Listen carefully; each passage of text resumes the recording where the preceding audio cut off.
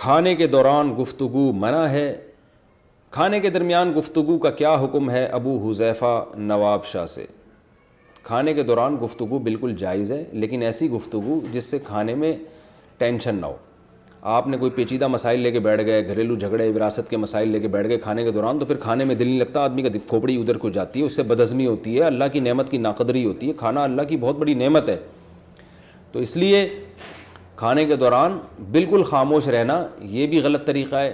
باتیں ایسی پیچیدہ مسائل کی لے کے بیٹھ جانا یہ بھی غلط ہے. ہلکی پھلکی باتیں جو گپ شپ والی، اور بھائی کیا حال ہے، کیسے پکے کوفتے، کیسے لگ رہے ہیں، تھوڑا نمک تیز ہو گیا، چلو آئندہ کم کر دیں گے، اور سناؤ کیا ہو رہا ہے. تو یہ ہلکی پھلکی گپ شپ والی باتیں کر سکتے ہیں، بلکہ کرنی چاہیے. بالوں میں اچھا کہہ رہے ہیں کہ ڈرامے میں نکاح حقیقت میں ہو جاتا ہے. ڈرامے میں لڑکا لڑکی کا نکاح ہوتا ہے، اس کا کیا حکم ہے؟ حافظ زبیر امریکہ سے. اس میں علماء کی دو رائے ہیں. بعض علماء کہتے ہیں ڈرامے میں نکاح ہو جائے گا، ڈرامے میں طلاق دی تو طلاق بھی ہو جائے گی، اور ان کی دلیل بھی بڑی مضبوط ہے. حدیث میں آتا ہے ثلاث جدہن جد وہزلہن جد، تین چیزوں میں حقیقت بھی حقیقت، مذاق بھی حقیقت. اس میں سیریس ہونا ضروری نہیں ہے، اس میں ایک نکاح ہے اور ایک طلاق ہے، اور غلام کو آزاد کرنا بھی اسی میں ہے. تو نکاح بھی مذاق میں بھی ہو جاتا ہے اور حقیقت میں بھی ہو جاتا ہے. لیکن دوسری طرف بعض علماء کا موقف یہ ہے، اور میرا رجحان بھی اسی طرف ہے، کہ ڈرامے میں اصل میں مذاق میں نکاح نہیں ہو رہا، بلکہ ایک کہانی ہے جس کو ریپیٹ کیا جا رہا ہے. اس کو حکایت کہتے ہیں. تو حکایتاً اگر کوئی نکاح کر رہا ہے، یعنی کسی کو نقل کر رہا ہے نکاح کو، یا طلاق دے رہا ہے، تو وہ نہیں ہوتی. جیسے ہم کوئی کہانی پڑھ رہے ہوں، اب کتاب میرے سامنے رکھی ہے، میں کہانی پڑھ کے سنا رہا ہوں، اور اس کہانی میں زید کا میں ملفوظ پڑھ کے سناؤں کہ زید یہ کہہ رہا ہے کہ میں نے اپنی بیوی کو طلاق دی طلاق دی طلاق دی. تو میں اب لفظ تو میرا یہ ہے کہ میں نے اپنی بیوی کو طلاق دی، مگر وہ میں نہیں دے رہا، میں تو اس کے قول کو نقل کر رہا ہوں.